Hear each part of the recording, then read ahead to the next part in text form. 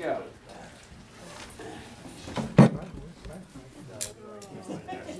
Goes to him. Oh, thank you, Carol. Morning, everybody. Morning. Nothing to talk about in terms of the Bible and politics. Just kind of a boring time in our American public life. Before I plunge in, and I want to give an overview of where I'm headed, just want to say thanks again to Drake and to Carolyn and Mary Dee for the wonderful invitation. It's always a treat to be back in the Covenant class, where really there are no opinions in the room at all. So, but no, your willingness to mix it up with difficult issues, the energy you bring to the enterprise always makes it a privilege for me to be here. And just to echo something Drake said, it's really fun to be here during a really exciting, momentous month in the life of your congregation. I know Bill and others have been working really, really hard. There's a couple other committee members in here as well who have worked diligently, and I think you found a wonderful pastor. So really excited to be here for that time as well. I will. The one thing I'll say is next week I'll actually miss her first Sunday because my daughter Virginia, who is a senior at Maggie Walker, is preaching at Youth Sunday at 2nd. So I'll need to stop right on time next week for that. So anyway, and if I seem a little stiff-legged tonight or this morning, I had a tennis match that went until about 10:30 last night. So nothing like middle-aged tennis on Saturday night to get the juices flowing. Well, I brought a political cartoon I can pass around. It has 4 guys with spears sort of standing off from a tree where a snake and a woman are talking, and a man, and it says, "Looks like a religious debate. Trust me, we do not want to get involved." So I can pass that around and you can take a look. We're here to talk about, this is something I've certainly gotten interested in the last couple of years. I worked in politics prior to going to graduate school, and in Virginia actually, and as seems to me as we've become more polarized, as religious discourse continues to lie at the heart of our national conversation in so many ways, I have been intrigued over the last 5 to 10 years and have done some work on how the Bible is invoked in American public life, past and particularly present.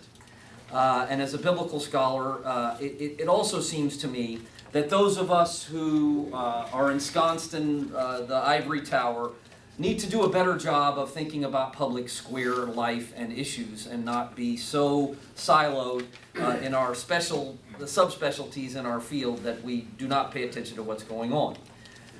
So today I'm going to sort of give an overview and maybe a model for discourse on the Bible, and then I'm going to go into some history aspects of how the Bible has been invoked. If I don't finish that today because we're still talking about just some basics, then we can finish that up next week. Next week I'm going to talk about the use of the Bible in political speech, political rhetoric, both at the national, local level.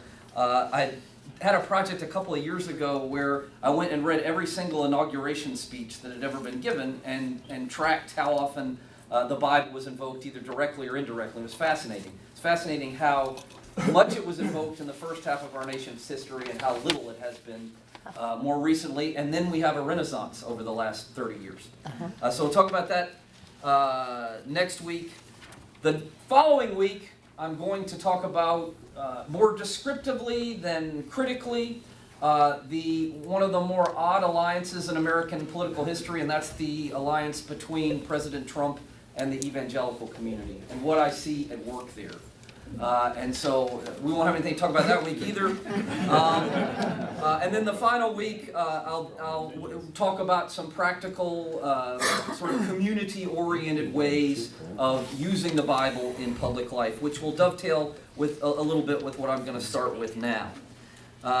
So just a bit of prelude. My first 2 statements may seem, well, let me say one other thing. particularly today, because it doesn't really have anything to do with what I'm talking about today, I would actually like us to stay away from what's happening with Governor Northam.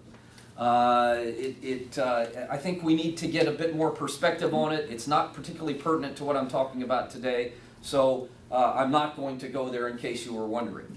Having said that, the Bible, oftentimes you will hear someone say, I've heard it said within my family, I hear it said in churches, I've heard it said after I preach, politics does not belong in church. There is, you can go be involved in politics, but when you come to church, you think about Jesus, you think about Christianity, and politics doesn't belong in preaching, it doesn't belong in teaching. This is about fellowship and being nice to each other and community. And Christianity and churches are about those things, but the Bible is political. Christianity is political. All I have to do is open my Bible to Exodus 22:21. And it says, "You shall not wrong or oppress a resident alien, for you were aliens in the land of Egypt. You shall not abuse any widow or orphan. If you do abuse them when they cry out to me, I will surely heed their cry. My wrath will burn, and I will kill you with the sword." This is the Lord speaking to Moses in the earliest legal code that we find in the Bible, the covenant code. Don't wrong or oppress those who find themselves on the margins of the society. Deuteronomy 16:18. This is again in one of the early legal codes, which builds upon the passage I just read from in Exodus. "You shall appoint judges and officials throughout your tribes and all your towns that the Lord your God has given you. They shall render just decisions for the people. Don't distort justice. Don't show partiality. Don't accept bribes, for a bribe blinds the eyes of the wise and subverts the cause of those who are in the right. Justice and only justice you shall pursue, so that you may live and occupy the land that the Lord your God has given you." If that's not political, I don't know what is. Don't accept bribes. Matthew 25, a passage that many of you know and many of us try to utilize in our daily lives. There's even a political action committee in D.C. that is called Matthew 25.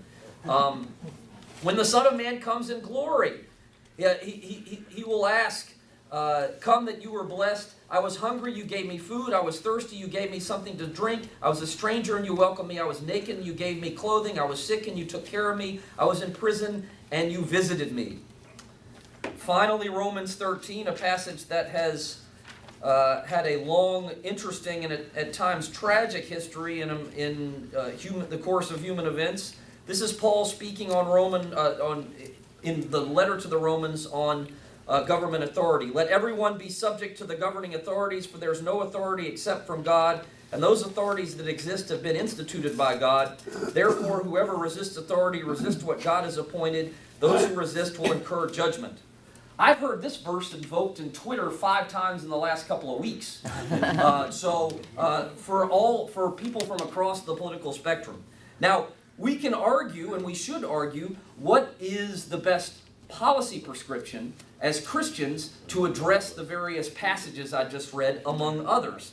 But we cannot deny that the Bible is political, the gospel is political, our Christian faith is one that forces us to be involved in public life. All right. Anybody want to take issue with that or questions on that? All right, move on. There we go. All right. We also have to say that we find ourselves at what I would call a tribal impasse at the moment. That seems to be, just turn on the news, turn on the shouting panel that you would find on any of the major networks. Some of you I work out with at the Y, and all I have to do is plug in my headphones and flip back between Fox and CNN, and I get the adrenaline going.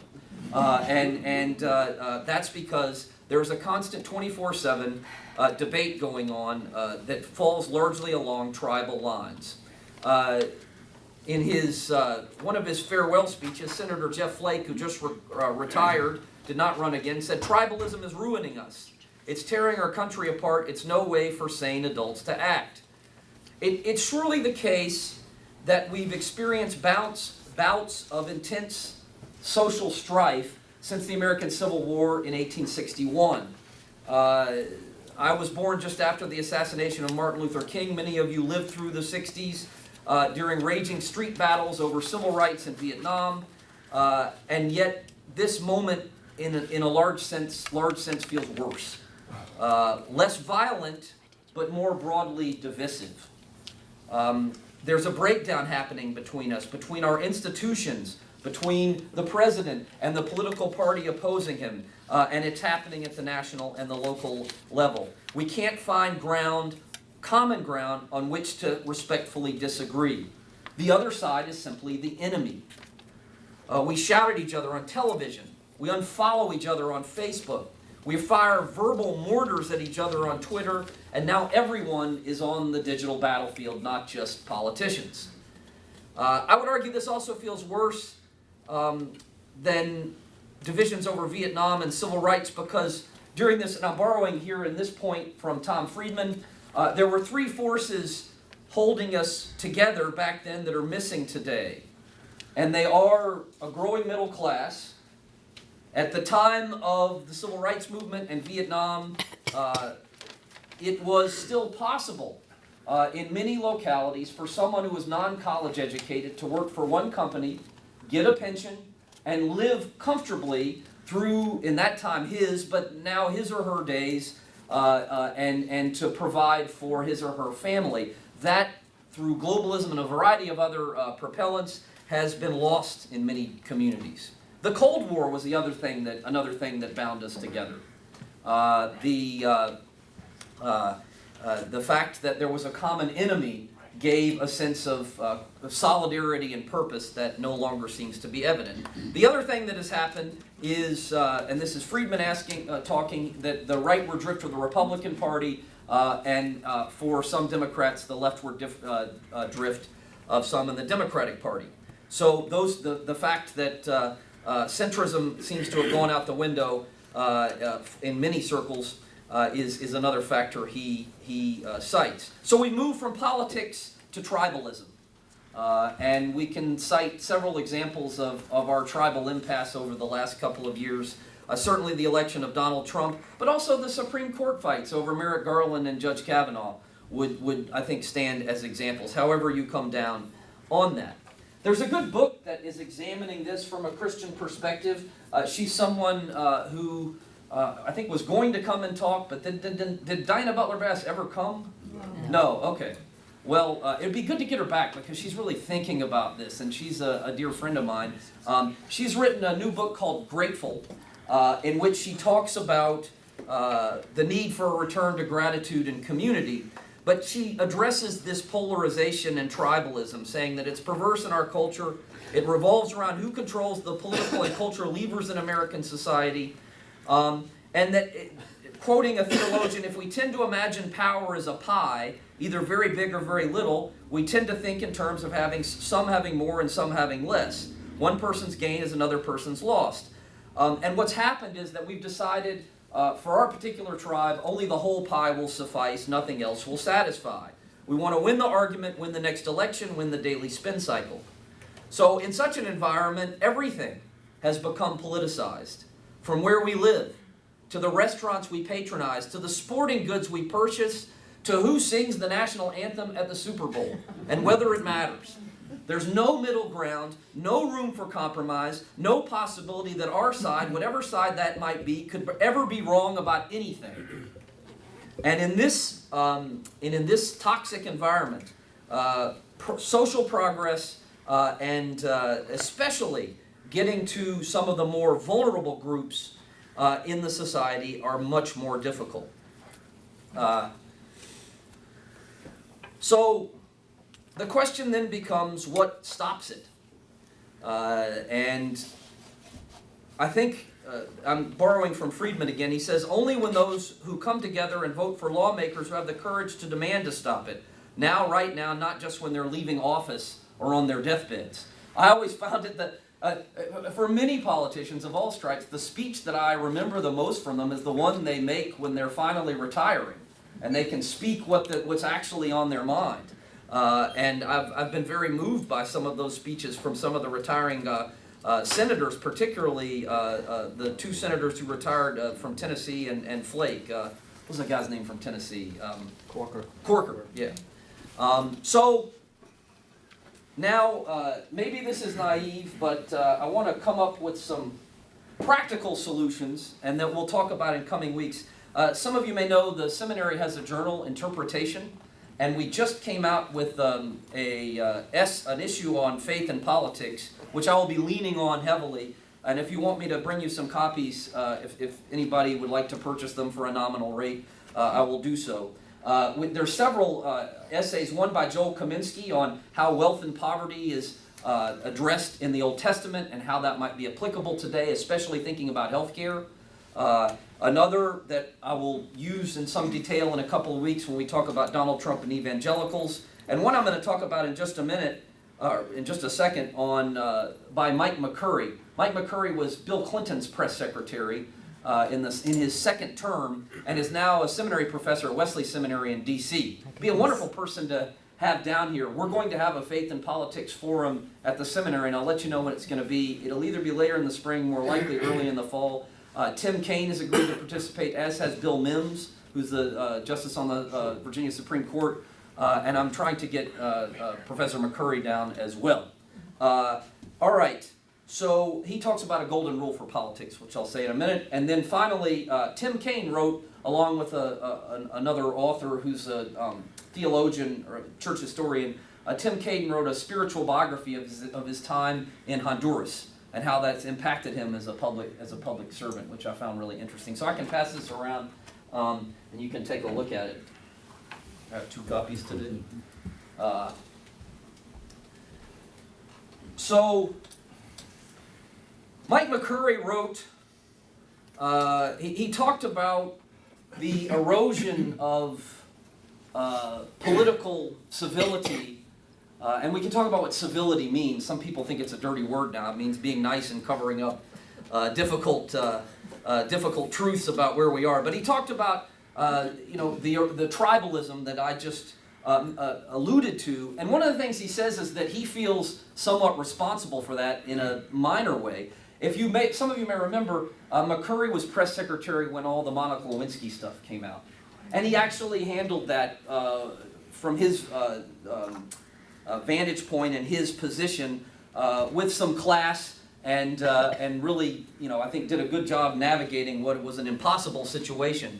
But one of the things McCurry decided to do was televising the press briefings of the White House press secretary, and that led to a snowballing of, every 10 minutes somebody's up before a microphone being filmed by CNN, Fox, and MSNBC, and he feels like that contributed the just 24/7 coverage. Maybe it was inevitable that it would happen anyway, but he laments the fact that we have reached this impasse. What he suggests is a return to the great commandment that we find in Leviticus and Deuteronomy, which Jesus built upon. Love the Lord your God with all your heart, soul, and mind, which is from Deuteronomy 6:4-9, and then Leviticus 19:18, love your neighbor as yourself. And so he says, loving one another is the only way to survive until God's kingdom is established. And he lays out some rules for political engagement, for how churches in particular might think of political engagement. Always have diverse points of view present. Make sure that whenever you have a forum, whenever you have an adult education class, diverse points of view are represented and articulated. The second point, which is hard for many of us to do, is that we listen to understand rather than listen to respond. That it's very easy to, if someone's saying something, okay, your wheels start spinning and you think of your retort halfway through whatever they're saying, and then the second half of whatever they're saying you're not even really listening to because you're ready to leap back. And that has, both at the local and national level, had really negative effects. Value humor at what we see in the public domain. have the, I mean, I guess, you know, one of the things that sometimes we might laugh at the absurdity of some of what's going on in our national discourse and be willing to laugh at ourselves as well. That a return to humor might be a good thing. He didn't mention this, but a good example of that was that, and many of you know this, but one of the sort of neat political friendships in recent decades, well, a few decades ago, was that between Tip O'Neill and Ronald Reagan, who had dinner regularly at the White House. And there's a great picture of them in which Reagan signed to Speaker O'Neill. He said, you know, is it 6 o'clock yet? Meaning, can we, you know, have a drink of scotch, kick back, and enjoy each other's company? And there was a sense in which, just coming back to the humor point, they realized they were kind of part of a show in a way. It wasn't that there weren't policy differences and real issues at stake, but they also recognized that there was a circus aspect to what they were doing, and were willing to laugh at themselves and each other, and to get major things done with Social Security, with Medicare, and a whole bunch of other breakthroughs, bipartisan breakthroughs that really haven't happened in that way since. So value humor at what we see in the public domain. One of the things that McCurry says in passing, and I would say you know, a bit more strongly, is progressives, those who identify as progressive or liberal or whatever you want to call it, have to engage faith and ethical questions in a sustained and helpful way and not become the secular party. I think that Hillary Clinton's biggest mistake during the campaign, whatever you think about her, her career in public service and her who she was heavily driven by her Methodist upbringing, her deep faith in the God she meets in the New Testament. And she never once, I was at a forum at UVA a couple of months ago, and I made the point, she never once talked about that except in her concession speech. Because her pollsters told her, if you talk too much about God, you're going to tick off the secular progressives in the party. And I think that was a huge mistake because it was inauthentic. So progressives have to engage faith and ethical questions in a sustained and helpful way. Conservatives have to recognize, and I'm looking at you, Franklin Graham, have to recognize that there are those who do not share his ideology who call themselves Christian. There are those who read the same Bible and come to different conclusions. So these faith questions have a place in the public square. All right. Let me give an example of how I see this working. Well, a hopeful example, and then we can have some conversation. It's already 10:12. I may have to get into the history next week because I suspect we'll have some discussion we want to have. So one of the more uplifting and hopeful stories, an example of this I've seen, happened in Lumberton a couple of months ago during the hurricane. We've all driven that stretch of I-95 many times. Just off the highway, as some of you know, there's a railroad underpass at the Lumber River Levee. Residents and city officials recognized that this was a vulnerable spot in the area, and that sufficient precautions had not been taken by the company CSX.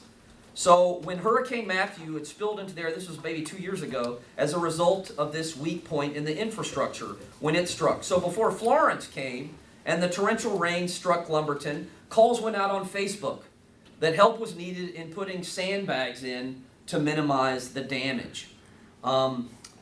Within 5 hours, more than 100 volunteers, including local members of the National Guard, local town officials, and many others in the community, had placed more than 5,000 sandbags at the railroad underpass. It didn't keep all the water out of West Lumberton, but all the houses were saved, and it wasn't nearly as bad as it could have been.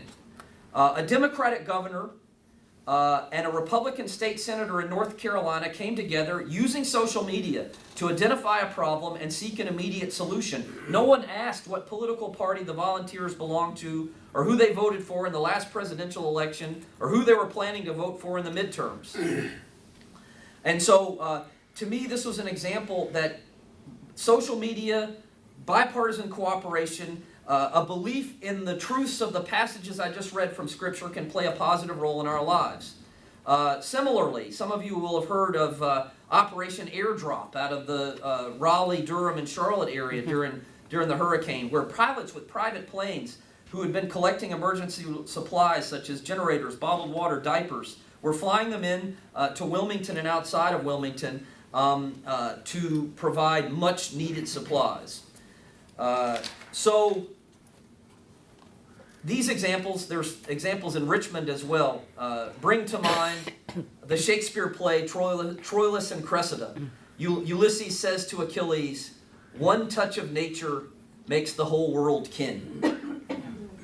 One touch of nature makes the whole world kin. The events that happened during Florence and Matthew prove that this statement is a timeless one. We can band together when disaster strikes. Think of 9/11 as well. And it's an amazing thing to see. But given our tribal impasse, the question becomes how we carry the spirit of community and generosity to the ordinary spaces of our lives, to the ebb and flow of our weekly existence together. I guess the question is, how can we maintain our neighborliness when we're not dealing with the after effects of something like a hurricane? And so, especially given the intense partisanship we find ourselves in today. All right, well, that's a lot to digest. I know I talk fast. So, any questions or comments about, let me go back and rehearse what I've been talking about, and you can come back and pick up on anything. One is that the gospel and the Bible are political. Two is that we've reached what seems to be an unbridgeable tribal impasse. And three, that we're going to have to return to some basic truths of Scripture, love of God and love of neighbor, to try to overcome this. And this has to be done not just when disaster strikes, but also during the everyday spaces of our lives and weeks. So, comments or questions? I can go into the historical stuff, but I suspect we want to have some discussion. Yes? There's a recent book called The Red and the Blue by Steve Kornacki. And he identifies the source of this tribalism as the move from consensus politics to confrontational politics, which arose out of the Newt Gingrich upward movement in the 90s when Bill Clinton was president.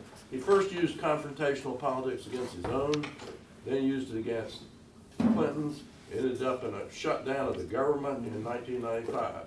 So it's all, he traces it all back to that as a beginning point.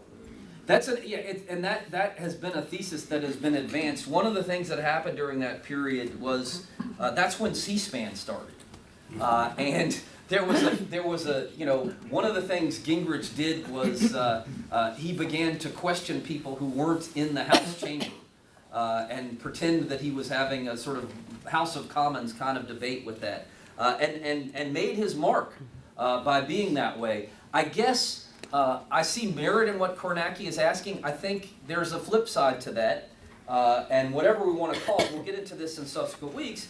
Identity politics also plays a role. There's a sense in which everyone has claimed a particular turf in the public ideological battle and must defend that turf at all costs. It has led to a proliferation of turfs, but I think that plays a role as well. There's a new book on this, which I don't entirely agree with, by a guy named Mark Lilla, who's a political scientist at Columbia. And he says that progressives also have a share of blame in becoming so hyper-focused on particular issues and assuming that anyone who questions, their little place is evil. So I think there's plenty of blame to go around, but I think Kornacki's argument does have some merit, for sure. Yes? I think that we have to turn back the clock and talk about the media.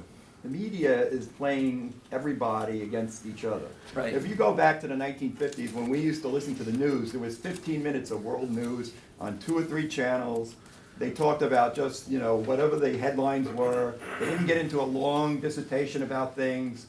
And now we've reached this point where we have the news is the news. Right. The guy on Fox is as important as the president, or the guy on MSNBC, and they battle every day. You just have to watch those programs.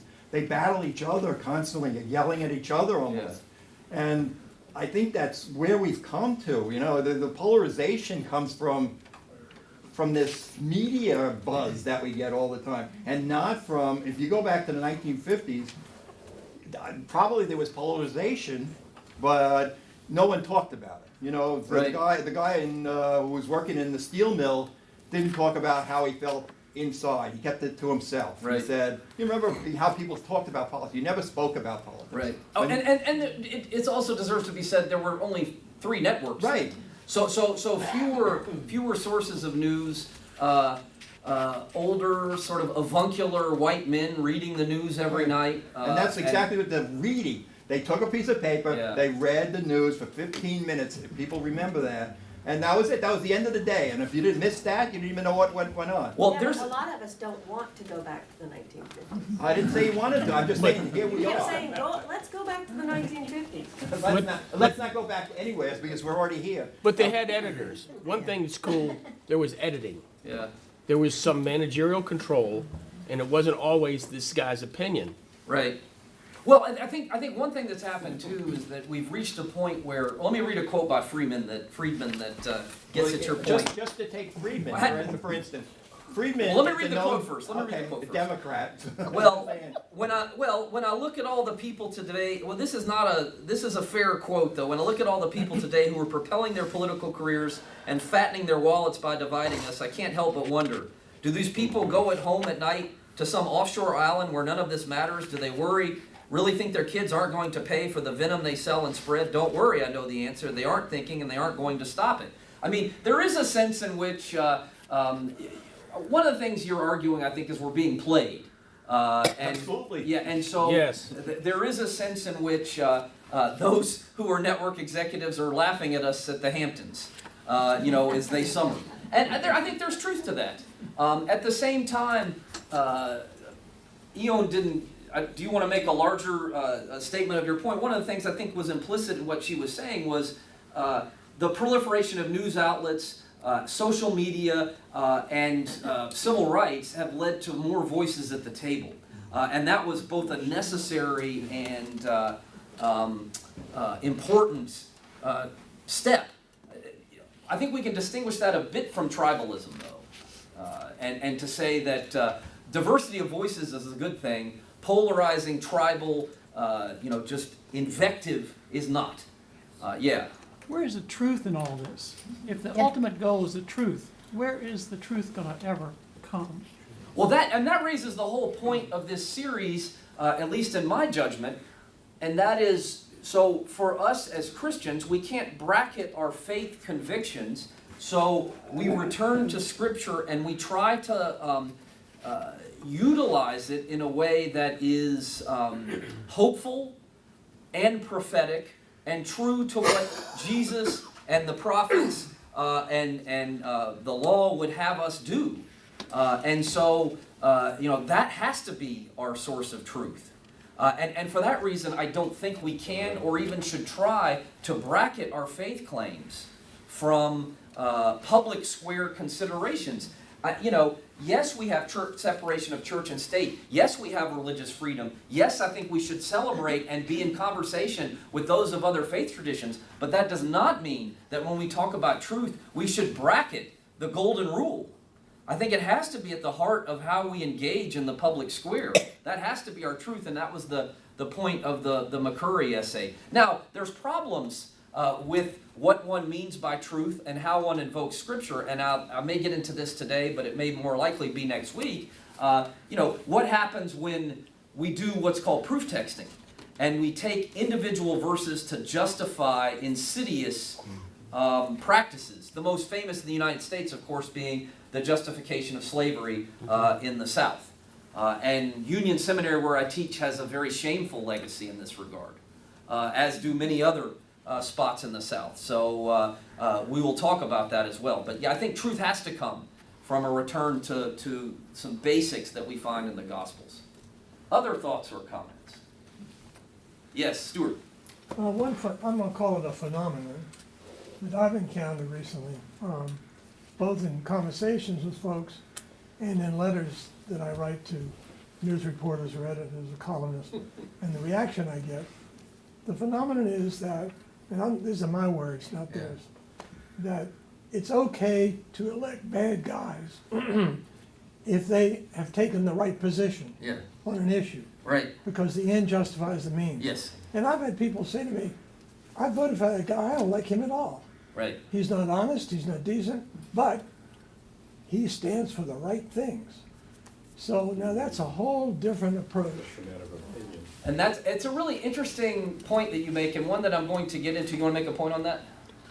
Well, I think we're clustering concepts, and when you get to a bipolar political decision, if you have a strong belief, I have a strong belief about our budget. I'm concerned if the interest rate were to double, and I've lived that. Yeah. I remember forecasting business models at 13% inflation. Right, It's very difficult to forecast at 13% inflation. What your cost and your sales will be next year. You know, our budget for the government is really at risk if we hit 7.5% interest rate. right, So I worry about my kids and their future, the value of the dollar and all that sort of. So I have an economic justification right. for my vote. right. And then if the guy you vote for is a flaming ass, you know, like it's like I have to justify that because I only had a bipolar decision, and I think we cluster our passions around a couple of issues, and I think the left does it and the right does it. We all have to do it because you can't agree with all opinions by everybody. Right. So we've got to accept the least evil in our minds. Well, and that's a frequent thing. You know, I pay attention, Stuart, along those lines. Just to this will get us into what we'll do in a couple of weeks. I like geeking out and figuring out which biblical figures are invoked on Twitter. In the context of politics, and in subsequent weeks we'll talk about this for a whole hour. The most common association of the 2016 election was now President Trump with King David, and the fact that you had this powerful king who was so warped and distorted, made so many mistakes vis-a-vis women, war, personal iniquities of various kinds, but that he was a tough, strong leader who would guide the nation and restore order and make America great again. Interestingly, the other person who was invoked in relation to President Trump was Samson, which I found interesting also. Point being, to your point, you find a justification where you want it, and then you try to attach some teeth to that. That's done across the political spectrum, but one of the more interesting and consistent invocations I hear from Jerry Falwell Jr., Franklin Graham, and especially those who identify as evangelicals, is the consistent association of President Trump with King David. And that's the topic for a couple of weeks, and we're going to get into, is that valid, but also what's at work there ethically, politically, and in terms of the end game. And there's a good essay in the interpretation issue I'm passing around about that. So we're definitely going to come back to that question. Over here. Yeah. Going off on identifying with one or two issues in order to justify our support of a candidate. I find that more often than not, I am voting for the lesser of two evils. Right. And then justification comes on which stood out. But generally they're carnal sins on one side and carnal sins on the other side, and it's which ones offend me most that I avoid, rather than being drawn to a particular positions. Yeah.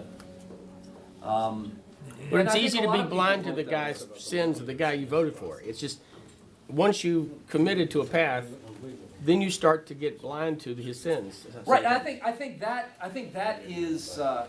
that gets at a bit of the issues that Bass, Friedman, and others are mentioning in terms of our tribal impasse. Is that when you begin to identify with a tribe, you then tunnel vision, and you cease to have the ability to look outside your tunnel. And you can see that all the time because people take one position if their group takes that position. And if somebody in their group happens to turn on that position, they all turn on that position Yes, too. yes. So That happens all the they'll time, change on yeah. a dime, Yeah. you know, if it means saving their group. And that is the essence of tribal identity. And I think that we can point to some examples in recent decades where that is very much the case. Yeah. Most of it, I think it's natural to vote for our own interests, economic and otherwise. What gets interesting is if our children's interests are different than ours because their life is different, the world is a different place. Right, Which right. might be true for many of us. Do I vote for my children's interests and their future, or what's looking peachy for me? Yeah, no, that's right. Yeah, how does that play out across generations? Definitely. Any other comments? Yeah. Could we speak to the idea, the responsibility on us who are being manipulated by the press and try to push against confirmation bias Mhm. and try to seek, Yeah, points of view? yeah. It's really difficult, I think. I think it is difficult, especially when so much of our communication is now done digitally, and the media has such an influence on what gets shared, posted, and said. But one could also argue the flip side that social media has had a democratizing effect, and in some respects it has, because it allows voices to the table. Sometimes someone's tweet, post, or op-ed will get legs and have, I mean, just an example, the whole Me Too movement was started by a single woman who posted on Facebook, Me Too, and then talked about her experience, and that's where it started. So I think individual acts of bravery, but also of solidarity. I mean, to me, the solution or the way of addressing that is to try to forge communal partnerships and bonds, and especially addressing local issues that bridge partisan divides. Because I think that can happen most effectively at the local level. I mean, what is the current, somebody may be able to, some of you may have heard or seen the PowerPoint presentation John Meeser sometimes gives of poverty in Richmond. John was a longtime professor at VCU, and he tracks income inequality within the city limits.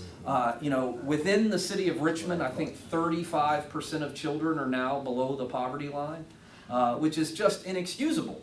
And so, I mean, there is a place, it seems to me, where we can and are obligated to come together to try to fix the Richmond school system, participate in whatever outreach efforts we can. And it seems to me those kinds of local efforts are really the only way to go at that. Yes? Rather than a democracy, we really have a representative democracy. So when do we get back to that being a ameliorating, a controlling factor? Yeah. That's a good question, yeah.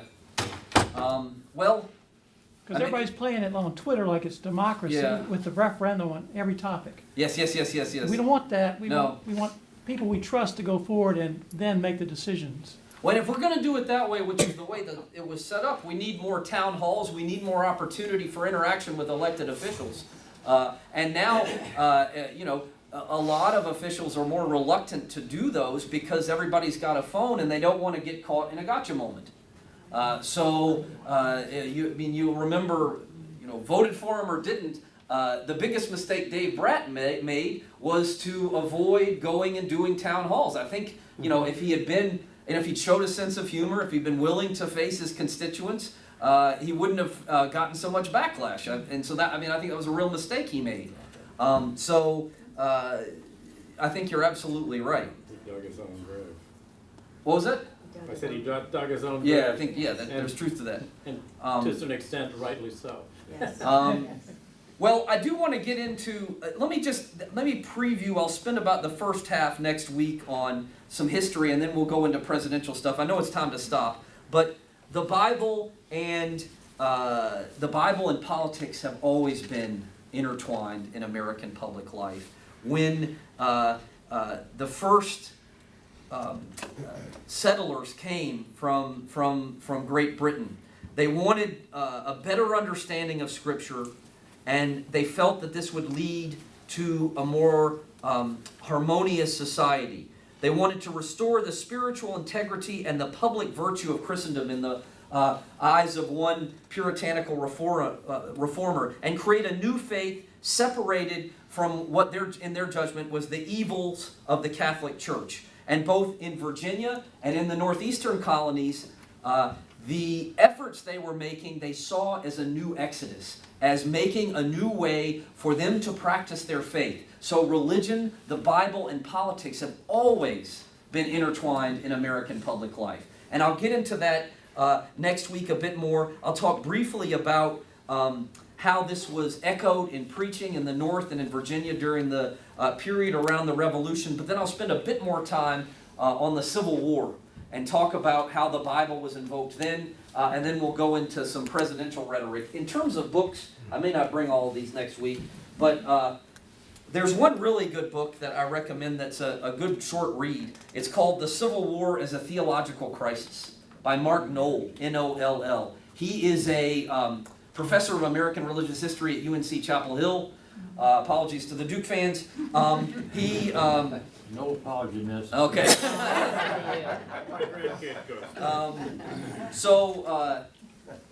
And he's written a really interesting book in which he talks about both speeches in the North and South, but he pays a special attention to what was happening in pulpits, and including First Presbyterian Richmond.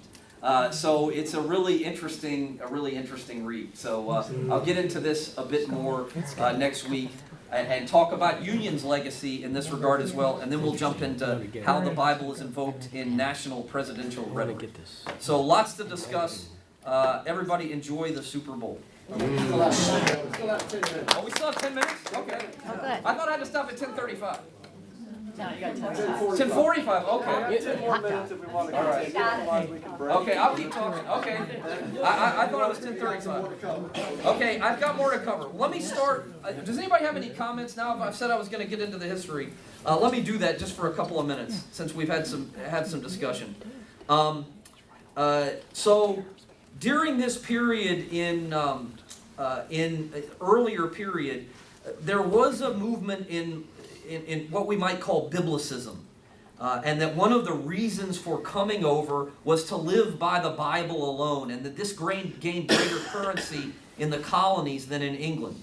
And to do so absent strongly subordinating other authorities, such that one was not bound by institutions, but sought to live in the new world by Scripture alone. This mindset is very influential for Presbyterianism.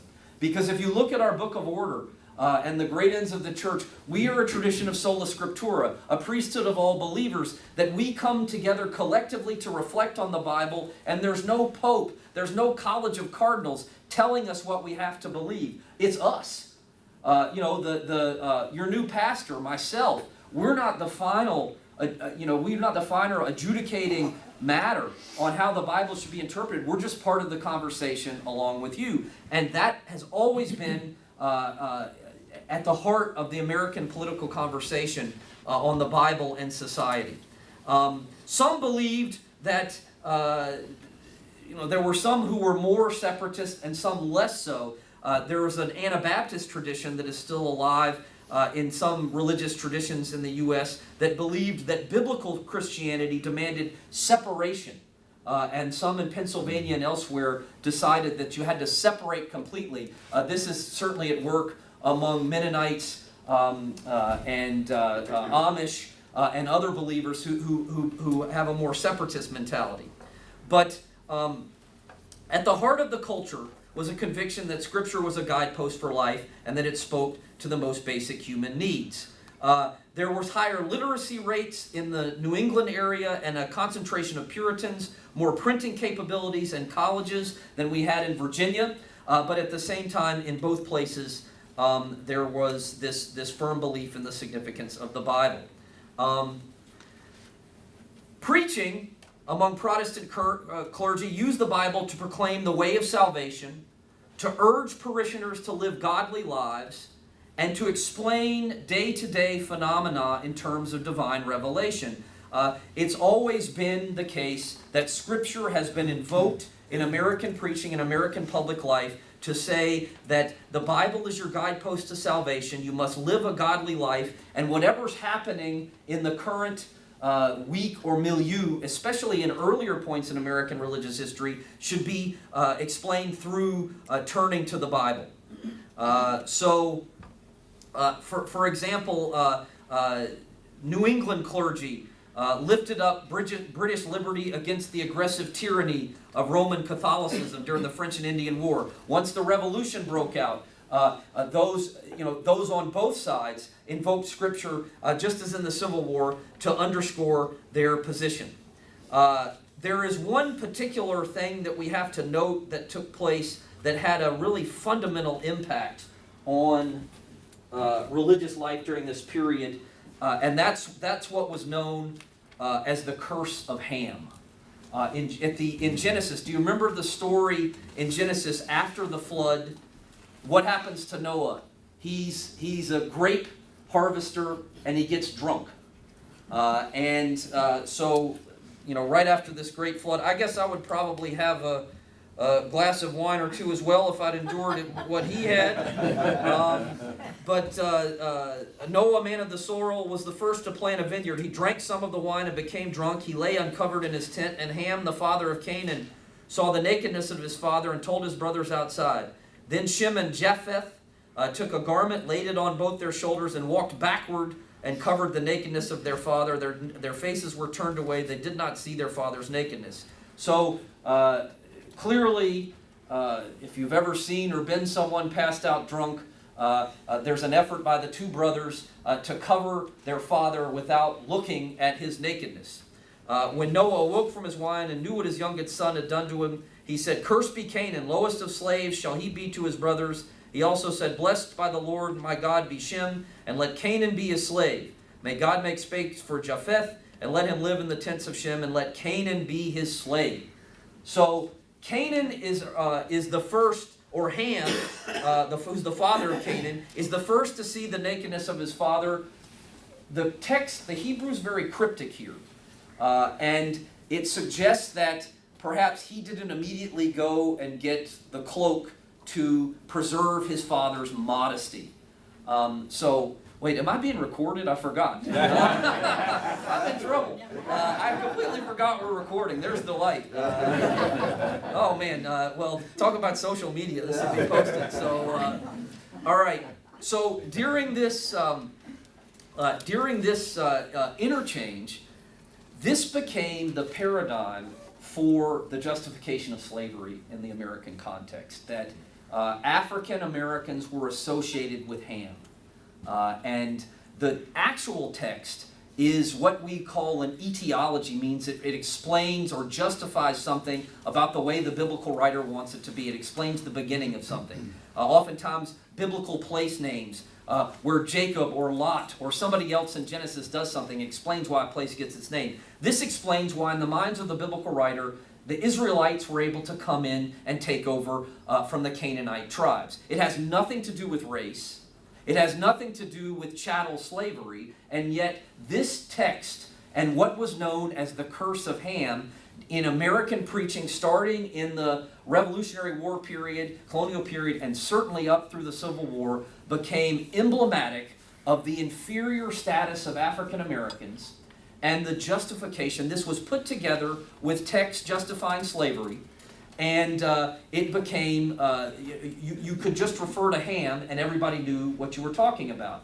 It is terribly bad exegesis. It's what we call eisegesis, when you have a particular goal or position that you want to fulfill. It comes back to what you all were talking about. You have a position you want to fill, you go to Scripture, you find some sort of obscure justification for it, and then you run with it.